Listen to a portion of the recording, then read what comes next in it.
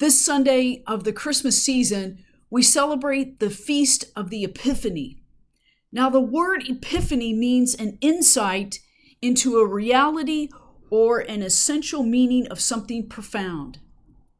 And the insight we celebrate today is that God's love, God's unconditional love, is found in the Christ child of Jesus.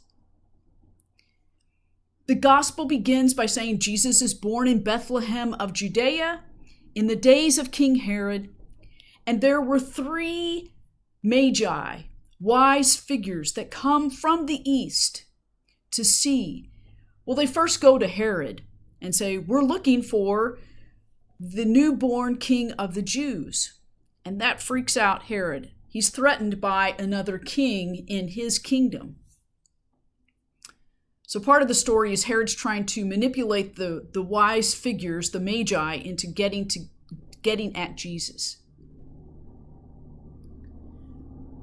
These wise figures, we don't know who they are, if they knew each other or they were drawn. What we do know is the gospel says they said, we saw this star at its rising and followed it and have come to do homage to the newborn king.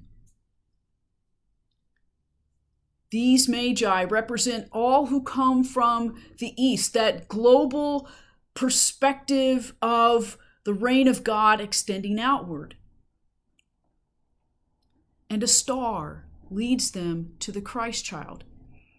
This star that burns so brightly that they were so drawn that they had to follow it. They couldn't do anything else but that. And they come and they bring gifts of gold, frankincense, and myrrh. I keep thinking when I read that story, what is it about that star that shines so brightly, that draws them, that leads them, that they come to understand that this love, whatever this is so good, is so strong, we have to follow it. We can do nothing else but that. I've been doing some other spiritual reading during both the Advent and Christmas season, and I came upon a quote by Leo the Great of the 5th century, 500 years since at the time of Christ. And he said, "The gifts of God are multiplied, and we in our time experience all that the first believers did. For though the gospel accounts tells us only of the days when 3 magi came from the distant east in order to know God, yet we see the same thing happening now, even more clearly and on a far larger scale in the enlightenment of all who are called." Leo the Great reminds us that we are seeing the multiplication of God's love. From that first epiphany, those 3 magi saw something and they had to follow. And now that enlightenment continues to grow, that God's love is multiplied. What is it about that star, so much so that strangers will follow to know God? And they leave then no longer as strangers, but as disciples.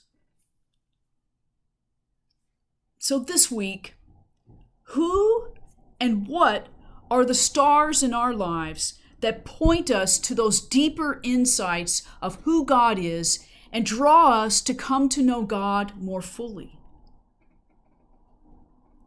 What are those stars that guide us to God's unconditional, abundant, abiding, deep love for us and for our world? God's love is multiplied by all of us today. How are we radiating that love, that unconditional love of God to others this day, this week? Amen.